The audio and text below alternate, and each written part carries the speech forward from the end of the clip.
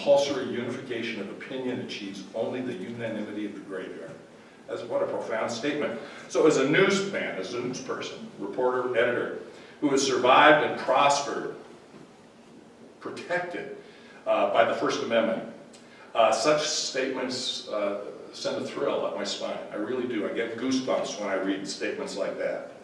But what I've been feeling lately, crawling up my spine, is not a thrill. It's more chill than thrill.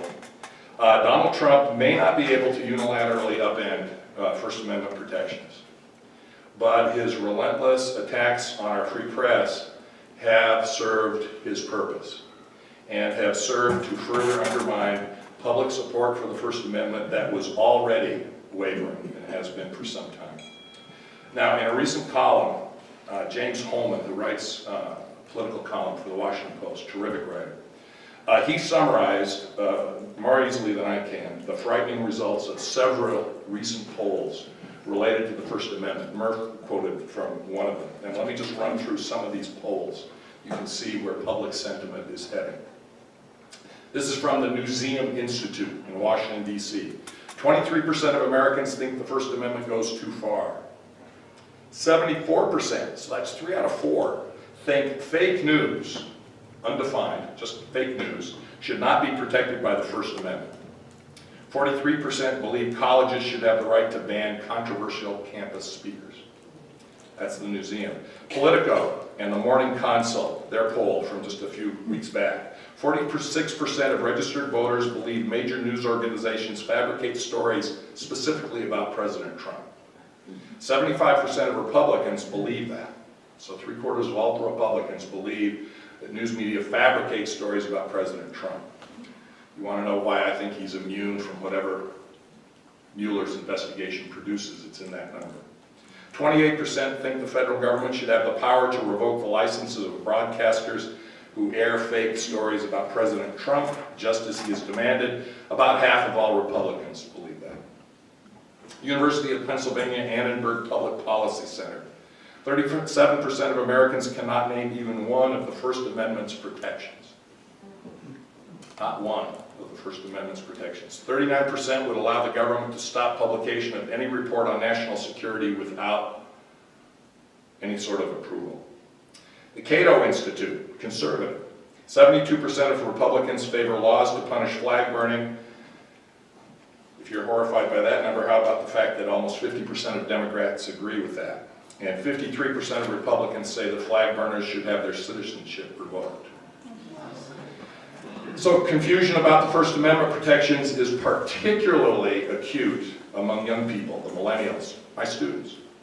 Pew Research Center, 49% of millennials say it is okay for the government to block people from saying things that are offensive to minority groups. Brookings Institute, conservative. Only 39% of millennials understand that hate speech is protected by the Constitution, by the amendment.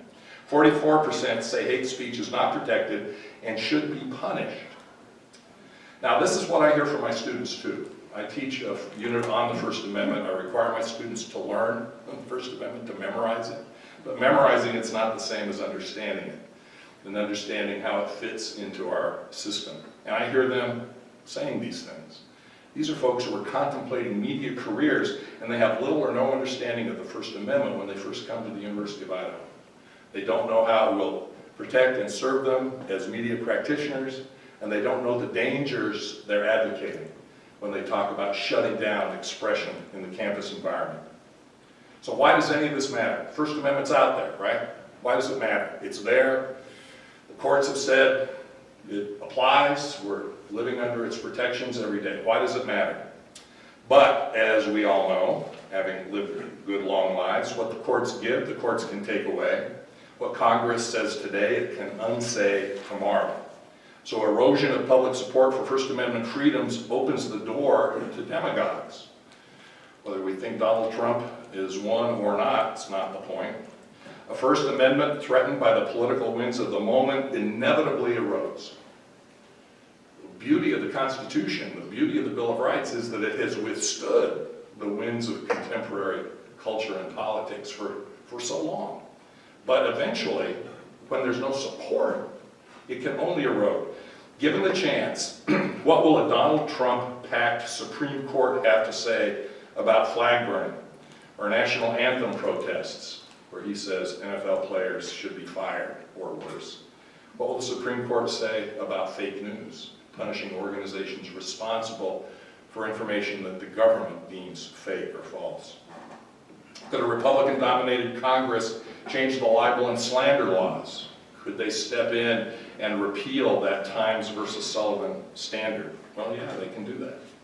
Donald Trump can't do it by executive order, but Congress can make some changes. And this is truly not just a Republican conservative issue. Right now, we're facing an assault on the First Amendment from the left as well. So if you call yourself a progressive, you have to consider that from the left, we're facing challenges as well. Could progressives outlaw so-called hate speech, establish so-called public safe zones where controversial speakers and ideas are banned? Can they ban such things on a publicly funded public university campus? And what does that say about our understanding of the First Amendment? In the free marketplace of ideas, which was at the core of the founders' thinking, offensive speech wrestles with truth, and in the end, truth prevails, but you can't resolve community problems if you refuse to listen to that other point of view. And yet we're hearing that on campuses all the time. We hear it with less stridency right now at the University of Idaho, but it's only a matter of time. Just watch what's happening across the way at WSU. All Americans, but especially those of us who literally live by the First Amendment protections, have to resist efforts to dilute these protections, and you have to respond aggressively to attacks from the right or the left on freedom of expression, even if that puts you in the uncomfortable position of having to defend the right of people to be offensive, the right of Nazis to march, the right of white supremacists to spew their hate, or the Westboro Baptist Church to attack the LGBT community in the most vile ways. We need to do a better job of educating all Americans about the First Amendment and its importance to our democracy. So much of this has to do with education. Holman, writing in the Post, says that it is past time that we reinvigorated our commitment to civic education in our schools, and I couldn't agree more. The students that I see who come in as freshmen know almost nothing about civics, how government operates. They have no clue about the Constitution or the First Amendment or any of the Bill of Rights. They don't know the most basic aspects of governance. They don't know the three branches of government. You might think this is appalling and I'm exaggerating. This is not the case. As I understand it, civics education is no longer required in high schools in Idaho because they don't test to civics. And so we find ourselves doing the most remedial civics education at the college level. I have to explain to students, as I said earlier back at the table, that the Attorney General is not in the military. These are really basic things. So this is a task, a really important task that the League can take on, if you want to know the truth, to lobby the legislature in this state and the state's public school system to restore comprehensive civics education to our curriculum so our students understand the democratic systems under which we live.